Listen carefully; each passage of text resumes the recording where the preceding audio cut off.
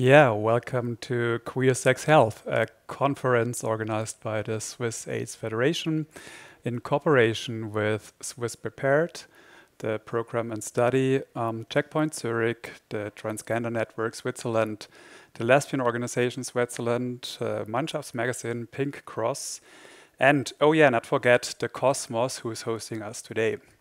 So my name is Benjamin Hempel. I'm guiding you through this panel today.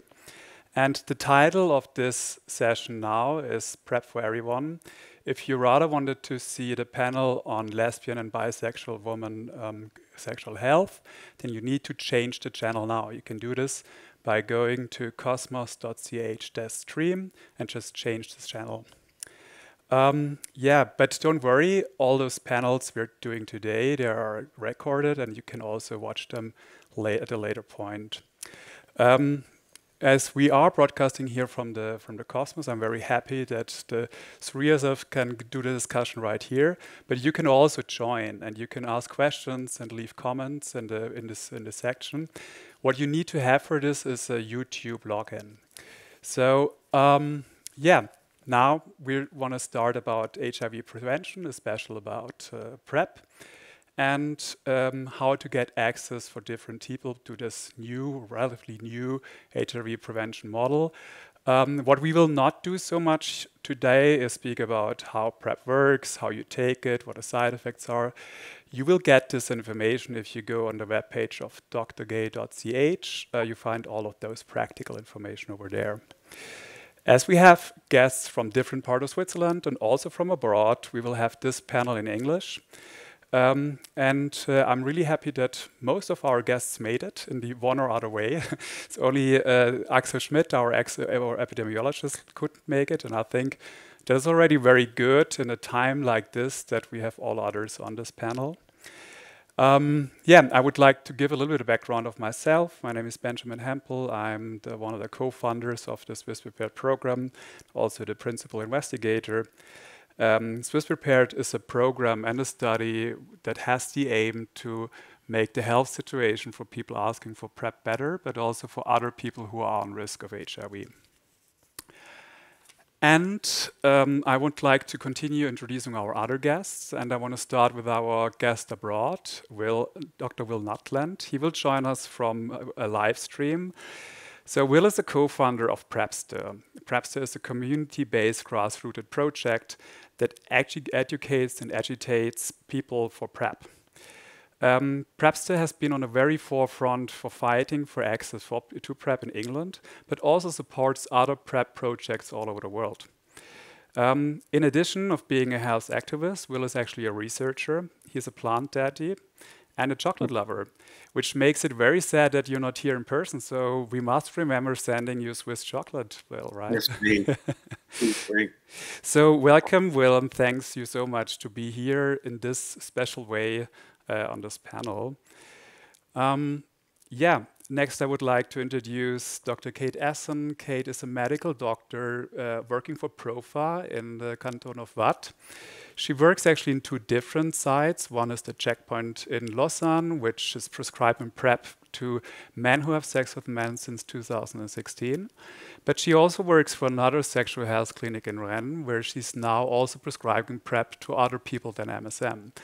Both centers are Swiss Prepared centers, and so I'm very happy to have you here today, Cate. Thank you very much. And yes, last but so not least is my very good friend Andreas Lehner. Andy Lehner is the managing director, that's the English word, of the Swiss AIDS Federation. But Andy Lehner is also an activist, and he run lots of very successful, I would say some of the most successful campaigns for HIV in the last years, including some for PrEP. So yes, welcome Andy, and thank you very much for being here. Thank you, Ben. So yes, now that we know who's who, I would like to start giving a little bit of overview about the epidemiological situation of HIV in Switzerland, because if we want to talk about PrEP, and if we want to talk about HIV prevention, we need to have a little bit of a background information. After that, Will give us a little presentation on of his work, how he solve some problems in the UK. And after that, we will start the panel with all those people here in the room. But as I said, you could really also ask us questions. You can leave us comments. We might not be able to, bring those questions immediately, but we have someone in the back who's reading all your questions, and so that we can maybe ask them in the later. So. One thing that is important in this panel, we often use the word MSM. MSM stands for men who have sex with men, and we use this expression because not all men who have sex with men identify as gay or bisexual. So if you ever heard the word MSM, it mainly means gay and bisexual men, but also other men who have sex with men. Yes, as I said, I want to give you a little bit of an epidemiological background. And in Switzerland, we have, like from the last report in 2018, we had 125 new diagnoses in that year. And over 50%, so more than a half, were in the group of men who have sex with men. The 2019 numbers pretty much look the same, so I don't expect any big surprise into the numbers of 2019. I think what is very important in Switzerland, if you look at the history of HIV prevention, Switzerland chose from the very beginning to have a very specific way. So they rather decided to educate the population instead of patronizing or even criminalizing people with HIV. And as one of those results, we have those voluntary counseling and testing centers, the VCT centers. That is where Cate is working and where also I am working. And Switzerland also has a very interesting approach for people who might be on risk of HIV because they're injecting drugs. So Switzerland was one of the first countries who handed out sterile injection material, gave out methadone, but also medical heroin. And actually, I think what was the most important part was that Switzerland also took care of the social and psychological needs of people who are injecting drugs. So by saying this, we only have 6 till 15 cases every year in the last years of people who inject drugs. That's why we will not so much concentrate on this group, because the preventive measures we have for this group in Switzerland already seem to work pretty well. So, and the biggest group we have in Switzerland are cis men. It's around 80% of the people got diagnosed with HIV are cis men. And from those, the biggest group is really the group of MSM. It's more than 50%. But you also have to keep in mind that this is a minority. So that's only 2% of the population in Switzerland who actually belong to this group. And we have around 30% where we know that they got HIV from heterosexual contacts.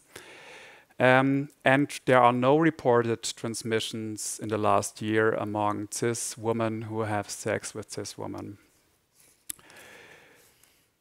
So looking at those numbers is important if we speak about prevention, if you want to spend money on HIV prevention, and that is where Andy is the expert. So that's why we very often concentrate on this very small group. But if you want to if you want to end the HIV epidemic, we really have to address everyone. And that's why all the big campaigns for condoms, for example, were always for the whole population of Switzerland and not just for one group. But now we are in a very different situation. We have not only condoms to prevent HIV, we know, for example, that people living with HIV who are under a successful antiretroviral treatment cannot transmit the virus anymore. Therefore, they don't need to be. The partners don't have to be scared to get HIV from them. And we can also have the possibility, since a couple of years, to give those antiretroviral medication or some of those antiretroviral medication to people who are not infected yet with HIV but are on risk. And we call this HIV Pre-Exposure Prophylaxis, or shortly PrEP. So Swiss Prepared is a program and a study that wants to improve the situation for people asking for PrEP, but also actually for everyone else who is on risk of HIV. So if we compare Switzerland with the other countries in Europe, we started a little bit later with taking care of people asking for PrEP. And that's when we started the Swiss Prepared program. Actually, we didn't have to do big campaigns or advertise PrEP because the MSM population was already very well informed, and we just had to improve the service for them. So as today, we have over 2,600 people in the Swiss Prepared program. And the program is open for everyone. So no matter of your gender or sexual orientation, everyone can be part of the program. However, most of the people who come to us and the people enrolled define themselves as male. So it's 97% of the participants are male, and only 1.4 define themselves as female. And among the male participants, almost everyone defines themselves as homosexual or bisexual. And among the female participants, 2/3 are trans women and 1/3 is cis women. So we have really, most of the people we reach with PrEP are really cis, gay, and bisexual men. But the idea of Swiss Prepared is we want to not only decrease the number of new HIV infections, the idea is, or the vision is, that we want to come to 0 new infection. We want to end the HIV epidemic. But how can we do this? I mean, can we now put everyone who is sexually active on PrEP? I'm a doctor, so it's probably not ethical, I would say, to put people who are not on high risk for HIV on a medication that might have side effects. So this is the question we want to ask today. This is the question where we hope to find some answers. How can we reach other people than MSM for PrEP? And by saying this, I would like to pass over to Will, because Will, in the UK, you are a few steps further, right? So PrEP is available now through the NHS, and PrEPster started from a very early stage to also address other people than MSM for PrEP, to give information to other people. So may I ask you to share some of your experience? Thank you, Ben. I'm going to put up a couple of slides to help us go through this. Ben, I'm so taken by what you've just said about the vast majority of people who are accessing PrEP in Switzerland right now being cis white MSM, because actually that is pretty much the case in the UK. In England, rather than Scotland or Wales or Northern Ireland, we have just started our free national PrEP program. Prior to that, for the last 3 years, we have something called the Impact Trial, and about 25,000 people enrolled on the Impact Trial. But if we actually look at the demographics of who enrolled on getting free PrEP through that trial, only 4%, so only 4%, fewer than 1,000 people were not gay or bisexual men. So a very, very small number of people enrolled up onto the Impact Trial.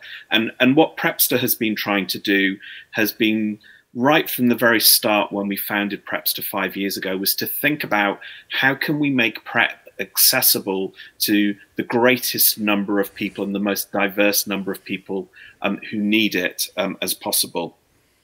If any of you have been following the headlines around HIV in the UK over the last couple of years, you have probably known that we've particularly London has been heralded as one of the good news stories, one of the places where we have seen dramatic falls in HIV diagnosis amongst gay or bisexual men.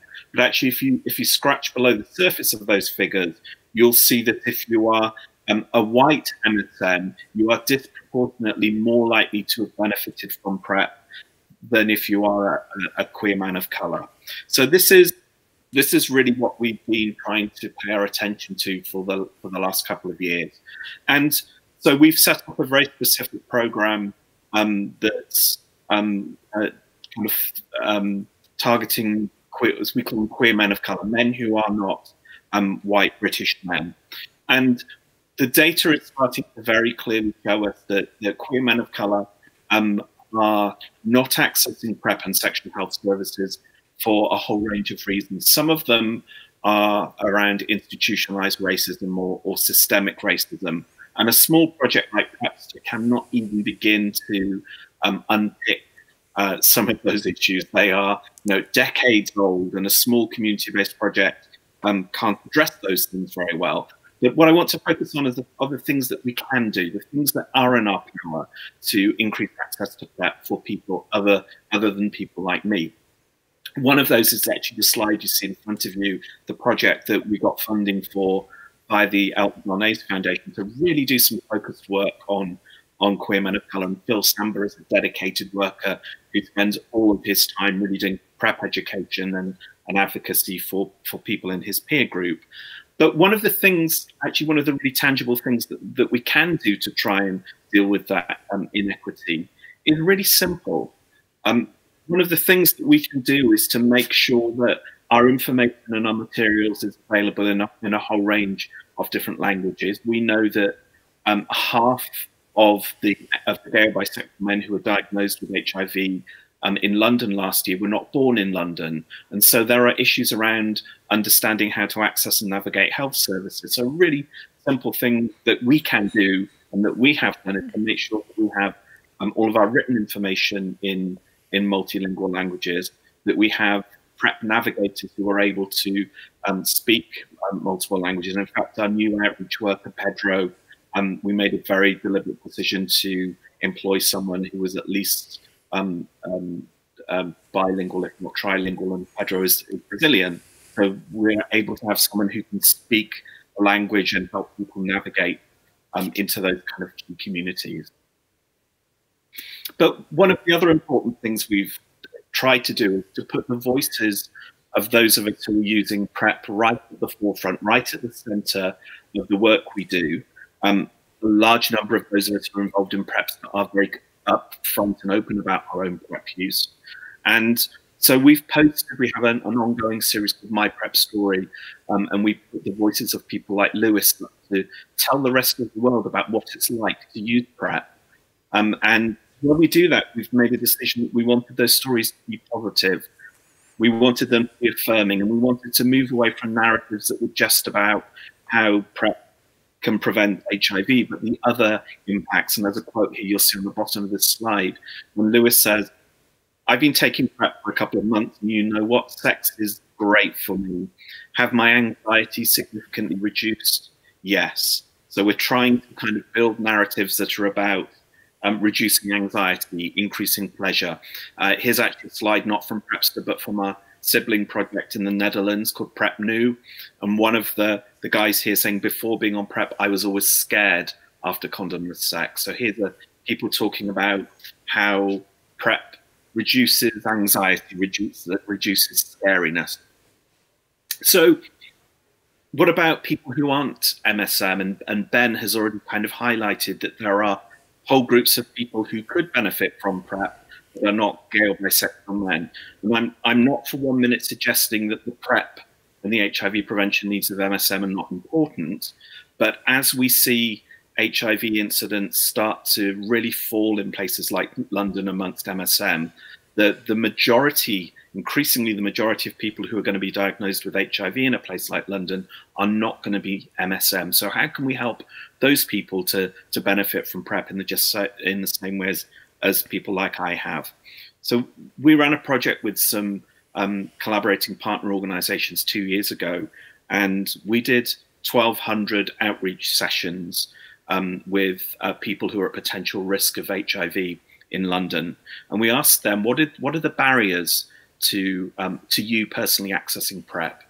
And gay and bisexual men said the barriers were access, and women told us their barrier was knowledge. They didn't know about PrEP in the first place. So gay and bisexual men generally tend to know a lot more about PrEP than other communities of people. So this is just a visual from a project that we established 2 years ago called MobPresh, which is mobilizing for PrEP and sexual health. And what we wanted to do was really build and resource opportunities for people who identify as women to come together to create their own peer education projects and to mobilize for PrEP access. If you're interested more in this project, you can go and look at PrEP's website and see some of the examples of the work we did. Looking at the visuals again, you'll see that we wanted to have a very diverse group of women coming into this project, and that's exactly what we were able to do. But I want to just kind of go back up a couple of slides when I talked about us positioning PrEP as something that's greater than HIV prevention, that can reduce anxiety and fear. And in the work that we started to do around PrEP for women, we started to look at lots of international work, lots of international narratives that tended to position women as somehow using PrEP because they were overly vulnerable, that they were victims, and they weren't in control of their bodies and their autonomy. And whilst that is the case, what we want to also do is to also accept that there are lots of women who might want to use PrEP because it improves, it facilitates better sex for them. So we did a video project a couple of years ago called PrEP Street Talk, and here is one of the great women who's involved in that. And the very finishing line of this video is that for her, she's using PrEP because she is facilitating the best sex ever, putting her in control of her pleasure, her body, and her sex life. Ben has also mentioned about PrEP not just being for cisgender people, and here again is some of the work that we did with an organisation called My Generation, a couple called Fox and Owl, and we did a dedicated video project for people who are trans. Sammy and Danny here talking about their own experience of using PrEP. You'll see a theme emerging through everything I'm talking about here, which is about those of us who are using PrEP talking about our own narratives, our own storytelling, and we're using storytelling really as the focus for how we do this peer education work around PrEP. And this trans people talking about PrEP video helped us to address the very specific needs of some people who are trans or non-binary who are thinking about using PrEP, including questions about hormones, about surgery, and in particular for lots of people who are transitioning and identify as a trans man, if they are attracted to other men, then how they start to think about navigating sex spaces where they might be having sex, where people do different types of sexual practice, or maybe they're going into communities of people where HIV incidence is higher than the communities of people they were having sex with before. So one of the challenges we've also faced is that apart from men who have sex with men, there is a real lack of great, reliable, community-based data available to help us to understand how people are using PrEP or how people are unable to access PrEP. This is a visual from the current survey that's running right now. Along the bottom, you can see our collaborator partners on this. And we've been doing this survey now for the 4th year. And one of the things that we're trying really hard to do this year is to get more data, more evidence from those people who are not white, cis, MSM, who could be benefiting from PrEP. And I think that's something as community advocates we need to be pushing for. If the evidence isn't currently there, then we need to create it. So final slide, the final 2 slides, I just want to highlight one thing that we've been doing over the last month. I mentioned Mob Pressure a couple of minutes ago, the Women's Community Development Project that we set up. That project, unfortunately, the funding for it has come to a close. But this is a project that's just launched that came out of that. So we worked with all of the women on the Mob Pressure Project to understand, try and get a better understanding of what do you think are the PrEP-related needs of women like you.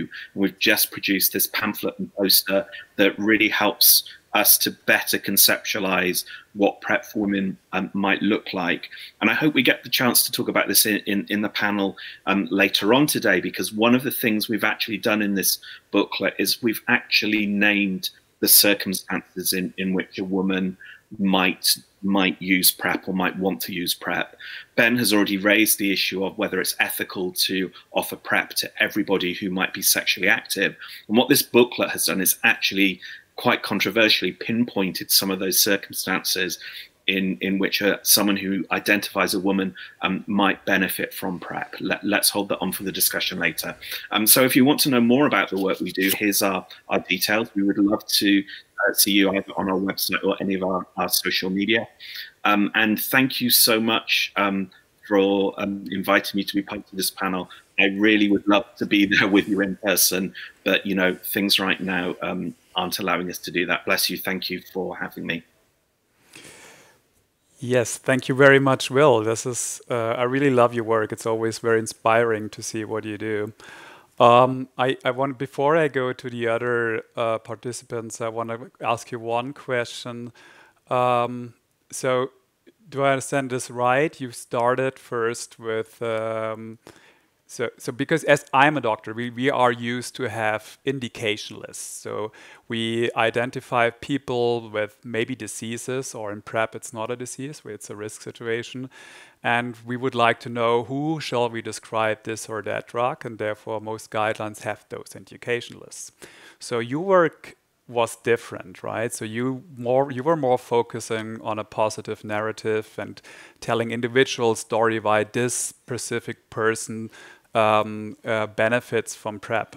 And now with your new campaign, you are a bit going into another direction. Is that right? But my question is more, could you specify a little bit why you first, left this idea of pointing on people who need PrEP in your last campaigns? Why you wanted to change this narrative? So Ben, I think the problem that we're experiencing is in a place like London. If you are a sexually active gay man, you go out and have sex in a place like London tonight, the likelihood of you being exposed to HIV if you don't use condoms is relatively, comparatively high. Yeah, we know that HIV incidence in a place like London is comparatively high. If you are a heterosexual woman and you go out in London, bless you, if you go out into London tonight and you have sex without a condom, unless you are having sex with someone from a particular demographic group, your chance of being exposed to HIV is incredibly low. And it's even lower if you're having sex outside of a place like London. So it makes sense to encourage a man who's having sex with other men to consider whether PrEP is useful for him. It doesn't make sense to suggest that every heterosexual woman in a place like London that PrEP will be for her, because most of those women are not going to be exposed to HIV. And as you've already said, Ben, is it ethical to prescribe PrEP to everybody? Our challenge is that there are several thousand women in the UK each year who are being diagnosed with HIV. And part of the reason that they're being diagnosed with HIV is that they do not understand that the sex that they're having is putting them at risk of acquiring HIV. And we now know from research that there are certain characteristics, certain things about the type of sex or the sex that those women are doing that allow them to become exposed to HIV.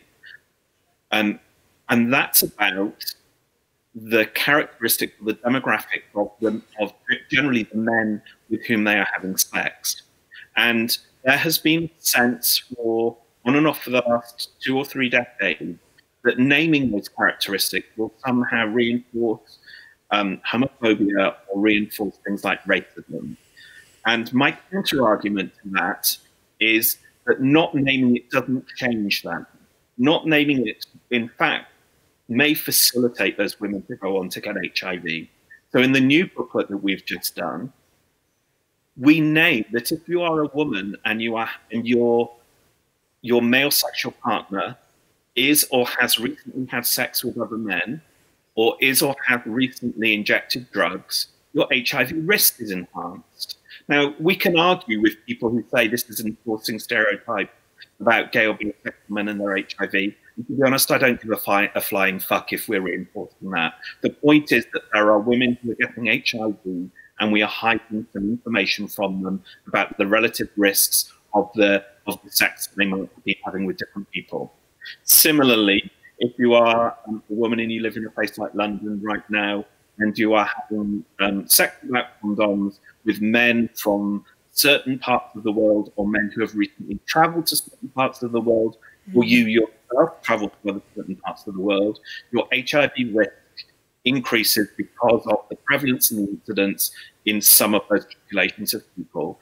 The counter argument that we shouldn't name that is that it may reinforce racism, it may reinforce stereotypes about HIV in certain populations. Same response, I don't give a flying fuck. Those people are at enhanced risk of HIV because of the types of sex they're having with certain people. And so long as we continue to gloss over this, we are not going to be able to dig down to address HIV, reducing HIV infections in those groups of women. We have to name what those additional risks are. We can't keep hiding behind refusing to name those risks. Yeah, thank you very much. That is, okay, I couldn't agree more. Less so. Yeah, Kate, I mean, I work as a checkpoint in Zürich, so for us, it's really rarely that there's a woman coming to us asking for PrEP. But in your other centers in Rennes, do you have people who ask for PrEP who are not MSM? Do they come to you? Well, it's something very new that's being offered in our centre, and I have to say that the majority of women probably have never heard of PrEP or PEP. So I have had very few people come. I've had a handful of women, cis women, come asking. I have a story of that I've spoken to one of my patients who's very happy for me to tell her story if you're interested to hear it. But in general, no, very few people come and ask. Women come and ask because I think they have not received the information that it exists. And even less heterosexual cis men have come looking for PrEP. Many people don't even know of the existence of PEP, so post-expositional prophylaxis.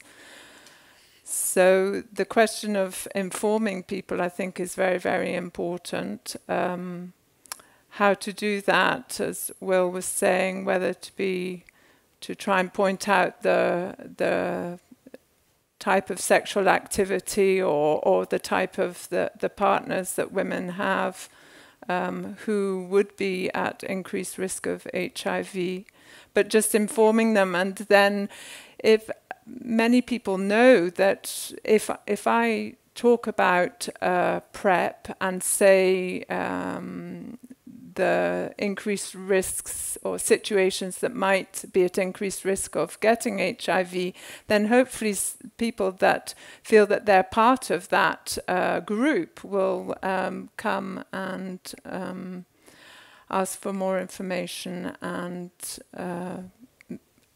perhaps ask for PrEP now that it's available. That's what we saw with the MSM population. In Switzerland, it took a little bit of time until the information spread, but once it spread, it was like a landslide, right? Yes, so wildfire. We didn't do it, like Andy and I, we didn't have to do much with campaigns, and that is your hope, that if you reach certain groups, not MSM groups, with the information, that the information can spread by itself, or do you think we need to do more? We need to have campaigns? I think we need to inform. In where I work, that we are a centre for sexual health. There are advisors, there are doctors, and as part of keeping people up to date of what new things are happening in HIV, explaining to them about if somebody's undetectable, they can't pass on HIV, trying to destigmatize having HIV, but passing this information just as perhaps in a normal consultation, not necessarily trying to target, because who am I to know really if that person is in a high risk group, or certainly at the initial visit, I'm probably unlikely to get all the information. That makes me think, well, maybe I should talk more to them. So, do you have the time in your consultations for all? I mean, they probably come with a specific question, or do you think there's enough time to address all this? Well, possibly not. Of course, most people do come with a specific request, but the advisors do have quite a nice, a decent time. So. To talk to people, to talk about contraception, to talk about sexually transmitted infections, and they're very much there to talk about prevention.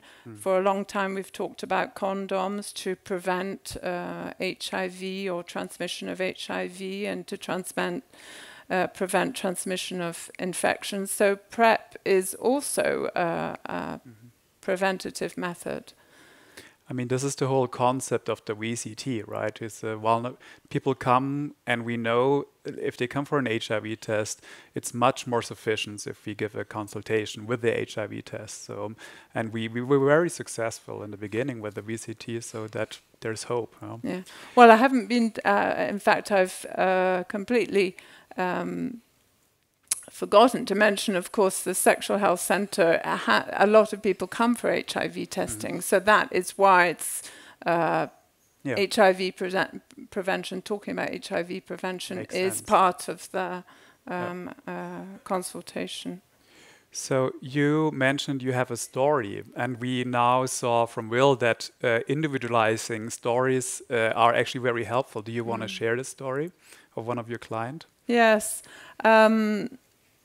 Well, this is a girl, 25-year-old girl, and her name's Sophie. Unfortunately, she can't be here because she's in quarantine at the moment. But she's from Lausanne, and she said I could talk a little bit about her story.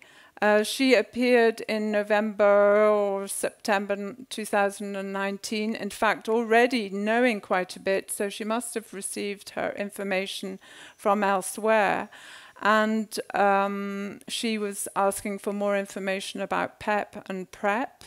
She's a cis woman, she's heterosexual, perhaps bisexual, or interested at least in experimentation. And she'd had a couple of accidents with condoms, and she didn't seek out PrEP, the post-expositional prophylaxis. She also has quite a number of partners, and can have a number of partners on the same weekend. So she came asking about PrEP. At that time, it wasn't possible to give her PrEP where I work. So we talked about it. It wasn't possible because it wasn't part of our services, and she also wasn't possible really to go to Checkpoint because that was really for men who have sex with men. So I organised for her to go to the hospital. So she went to a clinic at the local hospital, which was developing their PrEP service, and she has been on PrEP for about a year now.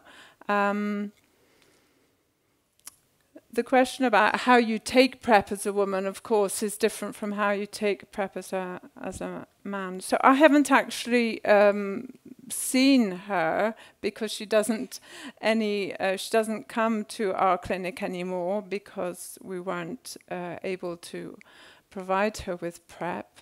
But she is on PrEP, and I think is happy being on PrEP, and makes her certainly less worried about about becoming infected with HIV. Yeah, thanks for sharing. Andy, you run really a lot of HIV campaigns. I mainly remember the one that were tailored for MSM because that's the field where I work. But the Aids-Hilfe is also working on campaigns for other people, right? Yes, the Swiss AIDS Federation, excuse me, smoking, not corona.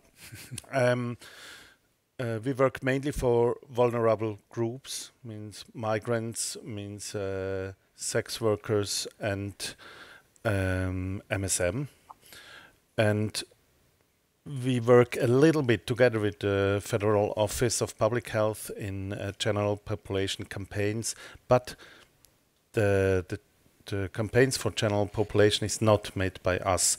And I think that's also a little bit the problem because we know we talk straightforward to our vulnerable groups. If you talk to general population, we can talk about condoms. I think that's a good idea for monogamous or for more or less monogamous heterosexual people. It's okay to talk about condoms, but we have another vulnerable group of the sexual active part of the general population, and it's not mentioned in a national program now, and that makes it very not easy to talk about PrEP to general population. I think today we buy condoms in supermarkets and I don't know where, online, and we always fear a little bit this PrEP thing to talk about, but I think we have condoms, we have PrEP, so we have to talk about more to general population about PrEP, because I think they need the information. But then the next point is we need also to talk to the GPs, to the doctors, because PrEP is a very moralic thing. And many of the GPs, they don't know something about PrEP, or they don't want to talk about PrEP. So if we start talking about PrEP in general population or in other vulnerable groups, we need also more VCT centers, because if I look at Checkpoint Zürich, you're fully booked for I don't know how long, months. For months. And if we open the information of PrEP on another vulnerable group or at the general population, we need also resources to help the people. As you talk, you need more energy to talk to a heterosexual woman about PrEP because she doesn't know anything. And so I think information of the persons, information of the GPs, and building resources for handle it, because PrEP needs more time than talking about condoms. Yeah. I mean, yeah, that's why the campaigns for and they were very successful in the 80s and 90s in Switzerland. They were very simple because talking about condoms, I mean, even though using a condom is not so simple as they try to let us know, but the information was simple. And what the FOPH, the Federal Office of Public Health, is actually doing with the campaign for the general population is completely the opposite of what Will is doing. So they try to fit a system that one fits all, but Will is actually doing something completely different. He's like really naming people or addressing people if you have this and this situation. Do you think that would be different if the campaign for the general population would be also in your hand? I'm not sure, because I think for 90% of the general population it's okay to talk about condoms, because normally they are married, and one time in a year or one time in 2 years, or when they go to vacations or I don't know what. So then it's very important that they think about condoms. So I think making a condom campaign for general population is okay and is very important. I think for us it's important that we see this new vulnerable group of sexual active heterosexual or heterosexual who have sex in relationships with men, who have sex with men. I think we need to build this new group and then to inform this group. I think it makes no sense. We have many links on the campaigns for general population, so they reach us and the informations. But I think we need to do new campaigns for new groups. For new groups, and we have to think about that. So, at the Swiss AIDS Federation, do people contact you? Do you get emails, telephone numbers from the general population asking for PrEP?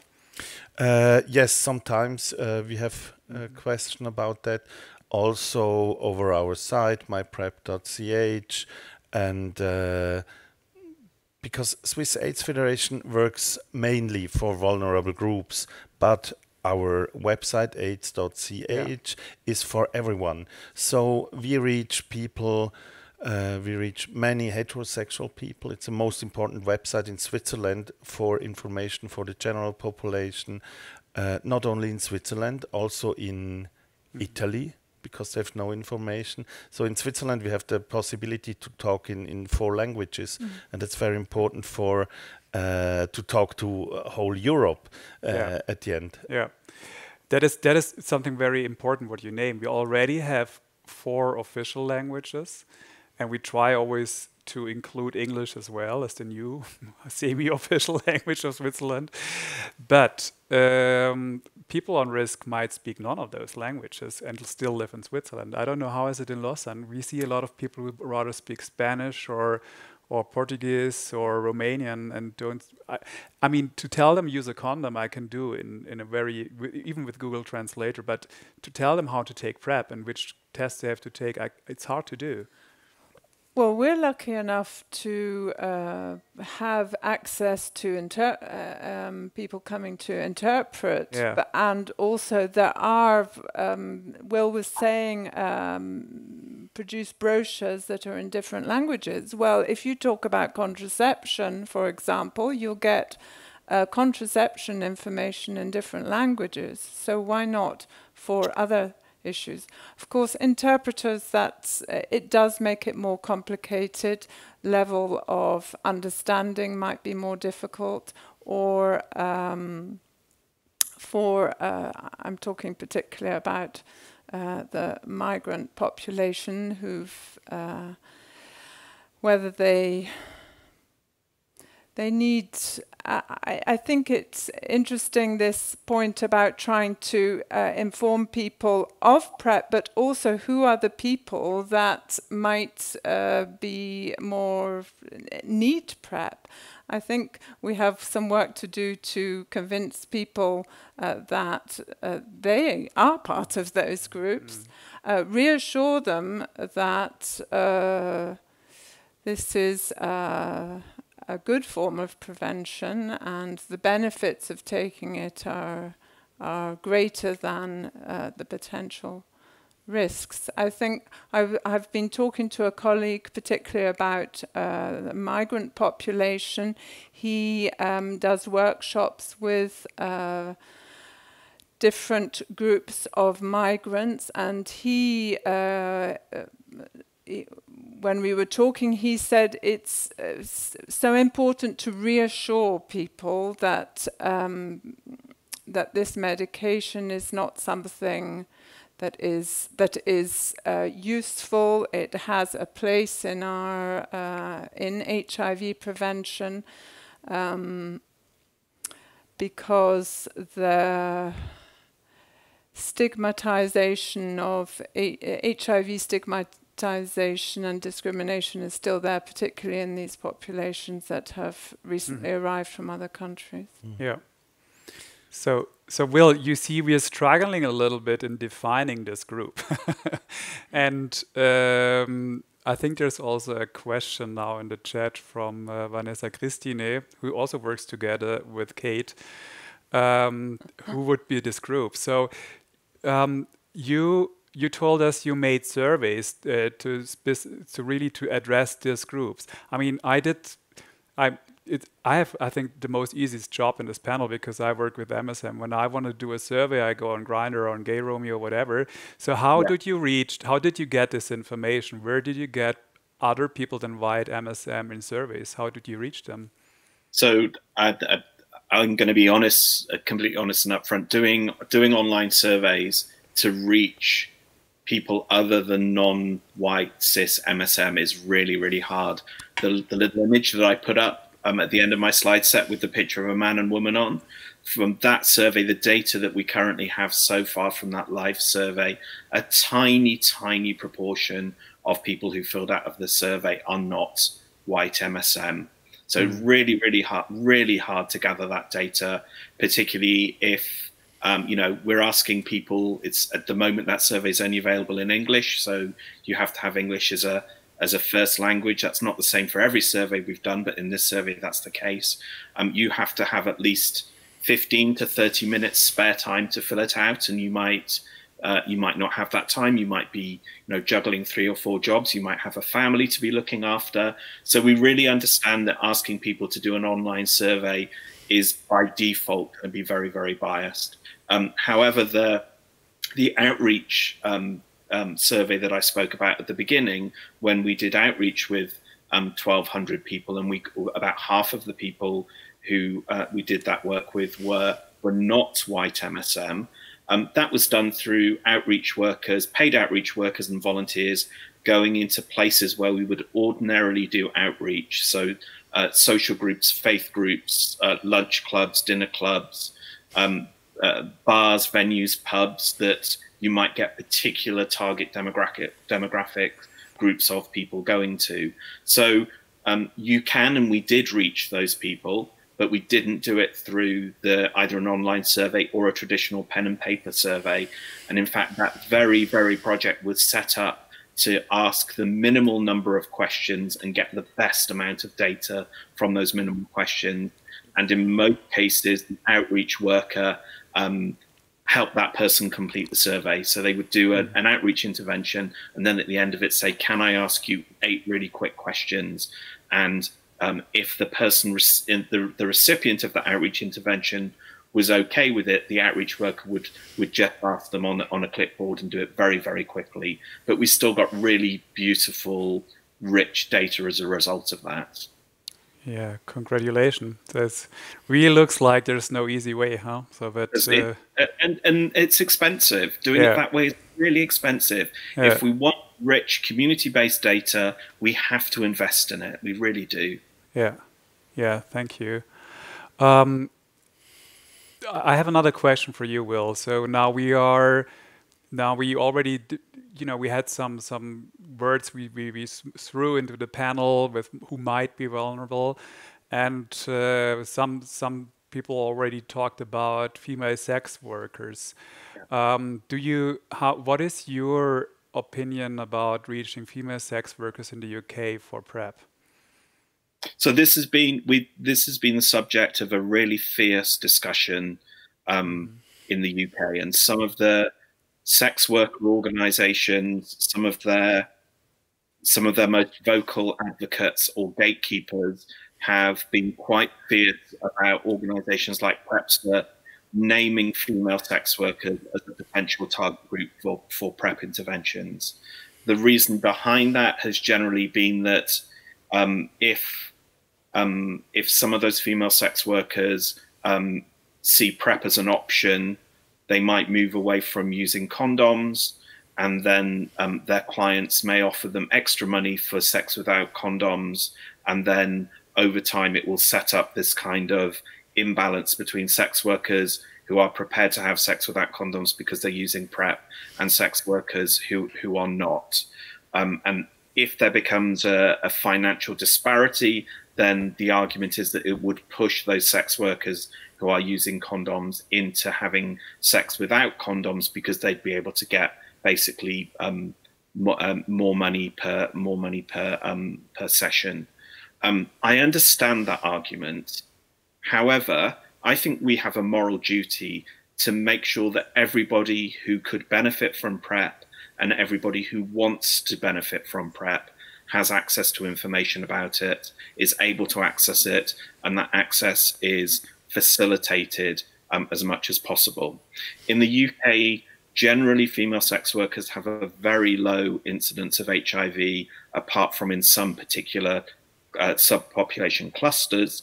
But my view is that doesn't mean that those sex workers should not be offered PrEP and should not be offered interventions that facilitate their PrEP use should they choose to have it. Let's slightly flip that over to people who are doing, some of the people who are working in the porn industry. I know that's still sex work, but maybe slightly differentiate from people who are doing street-based or brothel-based sex work. So people working in the sex industry. There has been a very strong UK movement, a group called Porn for PrEP, that has really tried to facilitate access to PrEP and educate around PrEP and U equals U amongst people working in the adult porn industry. Yeah, that's very, very great input. Do you know, so you told me that the HIV incidence of sex workers in general is low in the UK. Is it higher among people who work in the porn industry? I don't know. You don't know. I certainly know if in MSM, in the porn industry, that tends to be higher. Yeah. Okay. So yeah, I mean that is the problem we have in Switzerland as well. So I looked at the numbers for sex workers, and in the 2018 report from the FOPH, 5 people told the doctors that they got probably infected by paying for sex. However, I mean, how do we trust this number? Because I mean, if I'm on the first consultation and I get a new diagnosis for HIV, people tell us all kind of stuff. They tell us they always used condoms, or they sometimes tell us even that they never had sex. So I don't know. But there's a study, and it's a shame that Axel is not here today. And he did a study in 2016 and 2017 where they offered free HIV and STI tests for sex workers, female sex workers. And what they found was quite a high incidence of bacterial STIs, but a very low incidence of HIV too. So we have a little bit the same situation. And when we talk about sex workers, I think it's very difficult because it's not one group, you know. There's actually quite a hierarchy, and in Zürich we have those Verrichtungsboxen. So these are boxes where people who used to work as street sex workers are now working, and many of them, and I sometimes work together with them if they have some medical problems, and the problem is always I don't get the information to those women already when it's just about something very simple. And we have one female sex worker in Checkpoint Zürich. So whoever watches this, so at Checkpoint Zürich, we also see cis and trans women. So it's open for everyone who asks for PrEP, other than other VCT centers.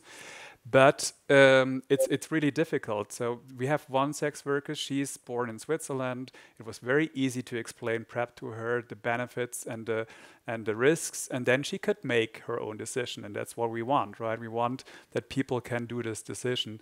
And when I go to the sex workers at the Verrichtungsbox, I hardly can understand if she knows how to take a pain medication.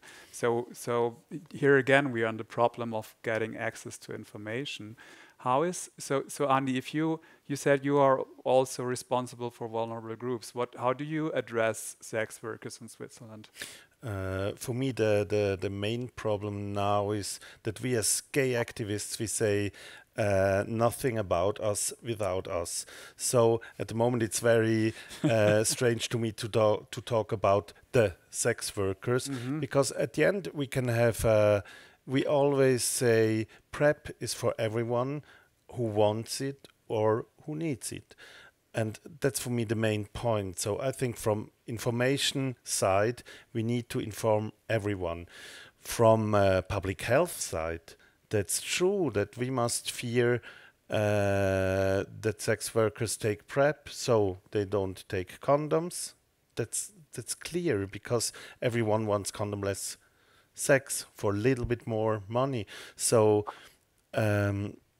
I think it's from this public health side. It makes no sense because we have a problem with bacterial STIs. So we don't have the money to have better and STI tests for free for sex workers. We don't can manage this. So the fear of public health side is that we have at the end more STIs than before, and so I think at the end we must say that PrEP is for everyone, also for sex workers. But what kind of campaign can we do? Because sex workers are also, like gay men, very interested in information. They know many things about what to do, and if for the job, if they find a solution to have condomless sex, they will do it. And I understand, because today being a sex worker is not so easy as it was before. Can I intervene? Sure. We've talked about sex workers, but we haven't talked about clients of sex workers, which is the other side of the story. In fact, we looked at some results of people coming in at CSS, the Sexual Health Centre in the canton of Vaud, looked at the results of people requesting HIV tests, and we had about 10% of people, or 9.8%, something like that, of who were clients of sex workers, and a certain percentage of those people, which were majority men, but not 100% men, did not use condoms. The other aspect of clients of sex workers are those that travel as well. If you travel to a country which is at higher risk of HIV, your risk of paying for sex in that country, your risk of HIV, getting HIV is greater. I've had a number of patients that have come who've returned from holidays and they've been on PrEP because they did use condoms, but the condom burst. And so they sought out PrEP in Thailand and returned home. So it's not only the sex workers, which I did see a sex worker at the clinic some months ago who we talked to about PrEP, and she was very interested. However, she didn't return to continue the conversation. So that might well be an issue that we already have that issue for contraception for sex workers, so that needs to be looked at as well, how to retain these people. So, I mean, I think one thing that is important is that when we now speak about female sex workers, that we are sure that we speak about cis or trans sex workers, because I think please correct me if I'm wrong, but I think we all agree that a trans female sex worker is on high risk of HIV, and she really should be offered PrEP. I don't know if you could both agree with me. So what we did in Checkpoint is that we started to offer hormone therapy, so that a lot of the trans sex workers coming to us now, because otherwise they got their hormones through the black market illegally, and now they get it from us through their health insurance, because most of them actually have health insurance. And with the hormones we can start to speak about PrEP, and very, very often that is a very successful combination, because the hormones for them are more important than the HIV risk or protection. And for you, yeah, but for that is also a very great idea, speaking about contraception, because that is an important thing for a cis female sex worker, not to get pregnant, but that could also be an opportunity to speak about HIV prevention. Absolutely. I mean, the center, the sexual health, it's a sexual health center, so it's talking about all issues that are related to sex, not just HIV testing, not just contraception, which is a good thing. We don't, it's more Checkpoint in the canton of Vaud that will see the trans women or trans men. And I know there are a certain number of trans women that go to Checkpoint, and they are on taking PrEP. So they are very good. Looked after, hopefully, or beginning at least to, they are more informed. So what I found very fascinating is this effect, the peer effect in the trans sex worker community. You managed to catch one person and she is convinced, and then she brings all her friends. And this is something you can never reach with any campaign or with any information sheet. So Ben, yes. Ben, can I just add something, because I think that the three of you have hit a really important theme that we should just explore here. When I have conversations with colleagues internationally about what we do around PrEP, lots of people use the C word. They talk about a campaign. What should we do? What should our campaign look like? Then you've already told us that in Zürich didn't need to do much outreach to MSM because they already had started to know about PrEP.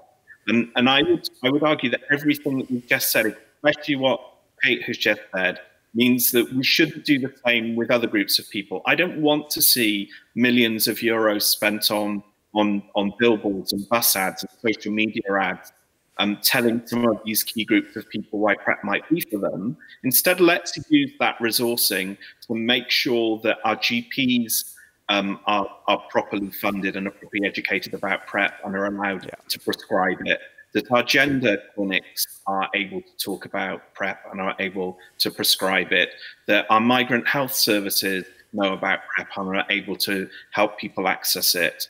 And also, one of the really major things that came out of the findings of our mob press work is that women said to us, don't come and talk to me about PrEP. Don't let your opening kind of conversation be about PrEP, because there are dozens of other things going on in my life that take priority over PrEP. Provide me with information about PrEP and PrEP services that are included within holistic information and holistic services. So that might be a contraceptive service, it might be a termination of pregnancy service, it might be about housing service, it might be all of these kinds of places where we would encounter these people who are most in need of PrEP, or it might be, as Andreas has just kind of hinted at, it might be a travel clinic, it might be a travel vaccination clinic before you go on holiday. So I think my big take home is, please let's not waste any more money on expensive glossy billboard campaigns, and let's not allow those people who pull the levers in the EU to put millions and millions of euros into them. Let's instead invest in our health service infrastructure and our holistic health service infrastructure, so that these people can get PrEP and the services they ordinarily use. Yeah, thank you very much. I mean, in Switzerland, we can see the amount of money that is spent on those campaigns online. And I have plenty of ideas what I could do with this money. So, travel clinic, very great. Are you already have experience working together with travel clinics in the UK? So we were just about to start a piece of work in travel clinics in the spring, and then guess what happened? Nobody could travel. So I think we'll pick that up next year, depending on what the world looks like by then. Yeah, we had the same problem. Actually, the travel clinic here in Zurich should become a Swiss prepared center this spring. And now it's the cantonal COVID test center, and there's hardly anyone asking for vaccination for travels. So yeah, but we also have a project like this for Zurich in mind. If this works, that could be really a good opportunity also in other cantons. So yeah, I hope. Yeah. And I one thing I think is also really important to say when we talk about travel clinic is that we don't just mean people who might be going to Thailand or people going to Ibiza or people who are just going on holiday for a vacation.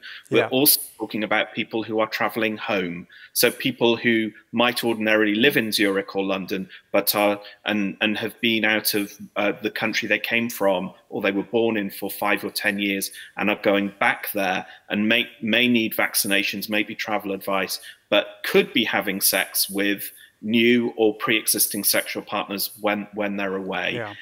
And in parts of the world where HIV incidence is way, way higher than in London or Zurich. Yeah. I was talking about this issue with my colleague who does outreach work, and exactly that there are groups of people that live in Switzerland coming from sub-Saharan Africa, for example, who normally travel quite a lot back to their countries, so they're a mobile group of people. He has told me that he knows some of these people are taking PrEP, not accessing it necessarily here in Switzerland, more obtaining it from their own country of origin. Mm-hmm. But then we have also to talk about trusting to the centers. Because if I go for a vaccination in the center, I don't want to talk about sexuality there, and I talk the whole day about sexuality. So I think it's very important that if we work with these centers, we need, and there we can spend a little bit money so that the clients know it's a trusty center. I can talk about my sexuality in this center, and I think if we work on that, that's very important. Yeah, I think that is usually also the travel clinics, especially the one in Zurich, are architecturally it's not possible to speak about sex because you're not in a room with a person, because you're only in this cabin and everyone can hear. And if the nurse or the doctor just asks you, hey, so you're traveling alone, you will have a lot of sex, they're using condoms. I mean, no one wants to ask those questions. So we have to also adapt the architecture, and that is what is happening in Zurich now. But I totally agree. I mean, it's one thing to speak with a VCT counselor where you come for an HIV test.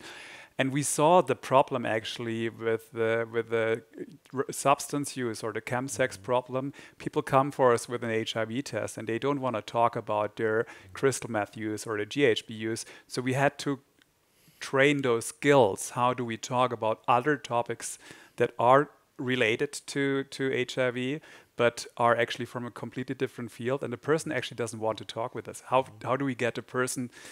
So for this, we need skills, and we've learned this over the years, and I think we just have to cooperate and work together. So yeah, I don't know. I think we have to cooperate internationally. So for the whole planet, because at the moment you do something in UK, we do something in Switzerland, and Italy makes something in Switzerland. Because before you said, we need a translation, we need, I don't know what. I think if we work better together in a greater network, we can learn from each other. And also if we have different kinds of how we work, but at the end the theme is the same, and I think we need more international co-working, not only national. Yeah, I agree. I mean, that's why I know Will, because we met on several international meetings of those. So there's the European PrEP, what is called, Will, the European PrEP? PrEP in Europe, right.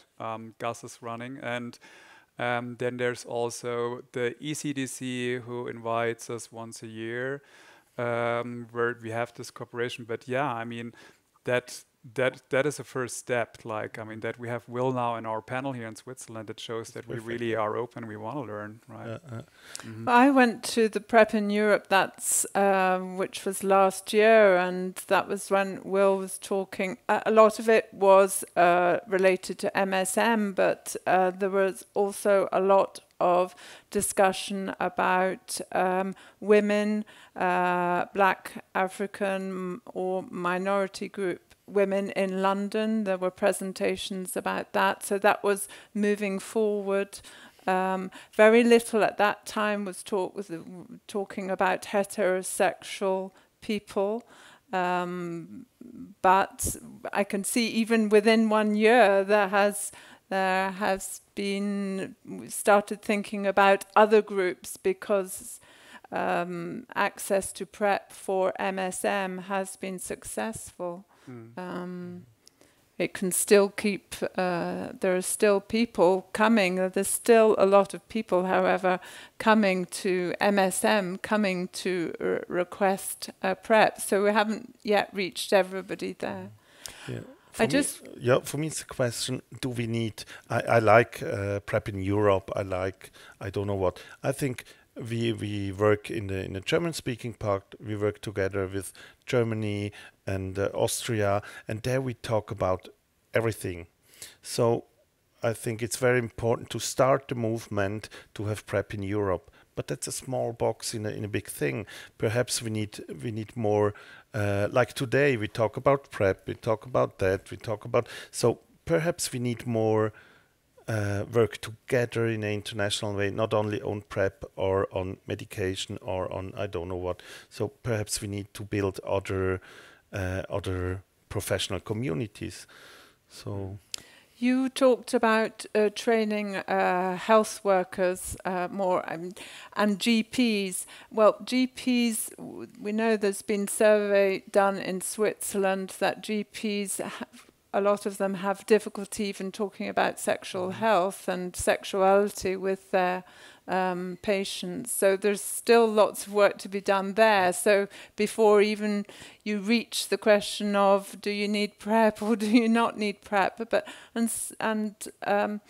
there are, I think there's a lot of professionals that don't know a lot about PrEP yet. That's a thing. We started to talk with the pharmacians, and that works very well. So when we talked about the home test, HIV home test, and the Swiss AIDS Federation has an online education tool. So now we have many pharmacians coming to us and looking for skills they can use in her daily life. And perhaps we need to talk more to GPs in another way. So, but we need to do this job. Otherwise, we don't have the resources to give PrEP to everyone.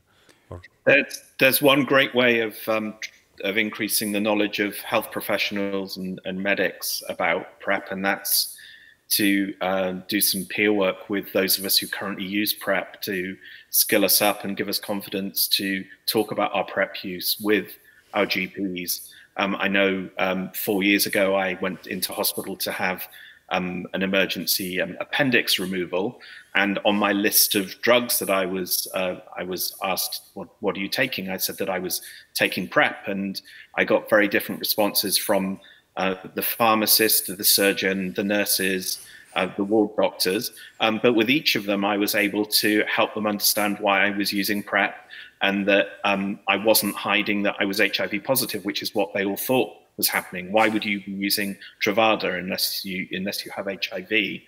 And I've done that with GPs, with nurses, almost every medical intervention that I have when I'm asked my drug list. It involves 2 or 3 minutes of education, and we know lots and lots of PrEP users in the UK are doing that.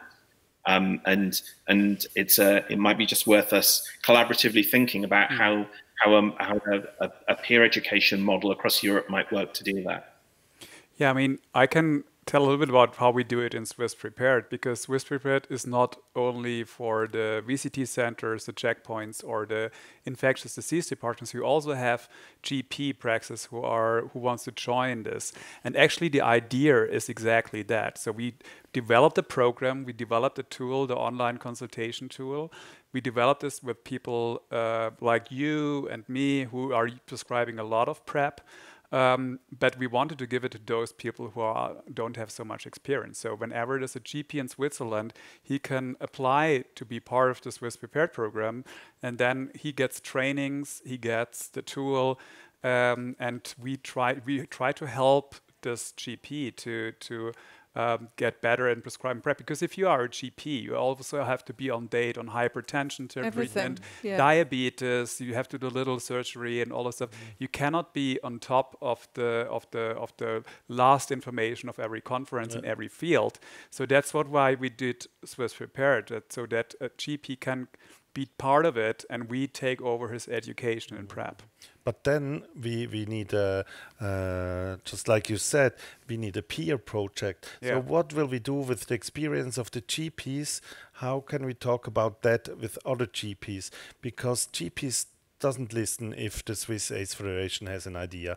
So the GP listen to another GP, and so perhaps we need there to make something so that it's a high professional peer-to-peer project, something like that. I don't know. Yeah. I mean, we involve PrEP in a lot of like conferences where we know that there are some GPs. But it's really surprising that every year there are still so many GPs who never heard of it, and they come after the presentation and said like, "What are you doing there? This sounds crazy." Yeah. So there's still a lot of work to do. So may I? I mean, I have some notes, and I would like to, but coming to the end closely from the time. So I looked over to Simon. There were no questions I didn't found, right? Okay, nothing that I missed. Very good. Because I'm not wearing my glasses, so Simon has to help me. So Andy, in a few words, what would be the next step for you? Fighting as every day. No, I think we have... the problem is that we have ideas, we know things, but we don't have the money. Yeah. So the first step will be looking for money. Yeah. Because we can do in our daily life, we can inform, we can better look to have information also for PrEP users outside of MSM, things like that. But at the end, yes, we need some money. Well, you are very good in getting access to money for your work. I'm always surprised about the quality of your work. But now that you got a little bit of an insight of the Swiss situation, what would you, in like 1 or 2 sentences, would you say would be the next steps for Switzerland from an outside perspective? Yeah, so I get that resourcing the money helps her, but PrEPster was set up 5 years ago, actually from the room next door to the one I'm in. It's become a bit of a cliche, but we talked about kitchen table activism because we founded PrEPster from my kitchen table because no one was doing anything. We set PrEPster up with €500 and we funded PrEPster by selling T-shirts. So I get that that's not a sustainable model for everyone. I get that I have a level of privilege, and so did the other founders of PrEPster that allowed us to do that. We had flexible work routines. We had access to people who gave us lots of things for free, and I recognize that that's not sustainable, and not all of us can do that. But I think we could also not be held back by a lack of resourcing. There are lots of things we can do that we can borrow ideas. We can take learning from other parts of the world and share those things. And in fact, Kate heard my presentation at the PrEP in Europe conference, and one of the things I said there was, let each of us stop reinventing the wheel, share each other's ideas, take each other's ideas, adapt them and just use them, and stop spending all of this resourcing on building everything up from scratch. But I think, Ben, as an outsider looking in, I've always admired the work that's happened in Switzerland. I've always been a big fan of the work that's happened there. And I think if there's anything which is my observation around the whole of Europe, is that we have to be better. We have to be much, much better at meeting the health needs of the most marginal people. And some of those most marginal people at the moment are people who are migrants. And for me, that involves some lobbying and some policy work, some structural work to make sure that those people who step into our services and centres who need to access PrEP don't have other barriers put in the way, whether that's about racism or the language in which a service is offered in, or, as we saw from some work we were doing with colleagues in Brussels, the cost of PrEP. There was a service in Brussels where people who knew about PrEP, wanted PrEP, were willing to take it, and the barrier was they couldn't navigate the health system so they could get cheap or free PrEP. So I think collaboratively we need to think across Europe about how we can work better to make sure the most marginalized people are able to not only just access PrEP, but access all the health services that most of us who are white and cis and privileged are able to benefit from. Yes, thank you. Kate, last statement from your side, 1 or 2 sentences, what we need to, what are the next steps? I think information, I've been thinking about it more over the past few days, and I think that we need to speak more openly, inform people of the existence of PrEP, because certainly most cis women and cis men that I see in my clinics, whether they be people who are potentially at risk of HIV or not, don't know about it. So we need to try and improve our information, or passing on our information.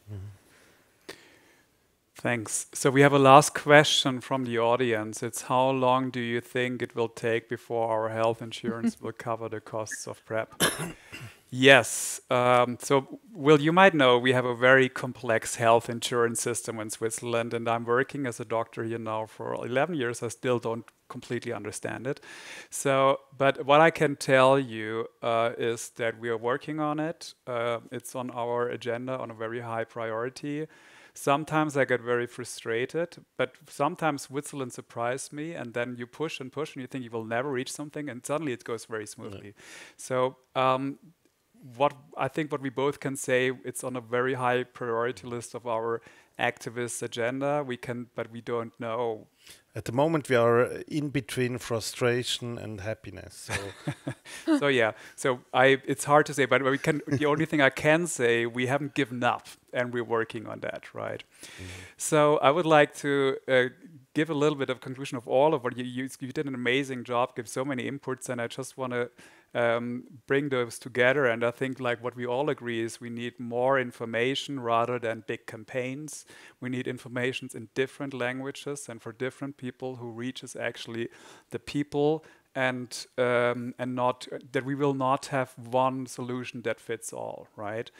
We also need information for GPs. We need information for other health services like travel clinics or in general.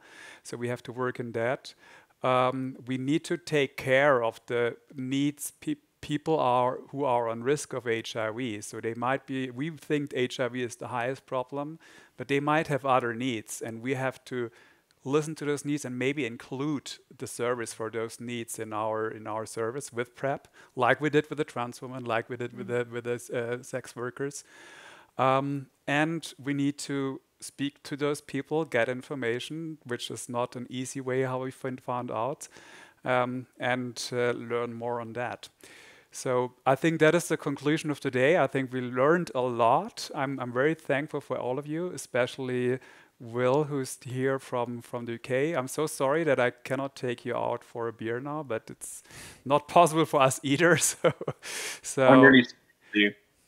So yeah, I really hope to see you soon in another surrounding and another time where life is a little bit easier, you know. And I want to say thank you to Kate and thank you to Andy, especially because Andy is also the Swiss AIDS Federation is also the organizer of this whole conference. I really want to say thank you, and also of course to all the partners you're working together with.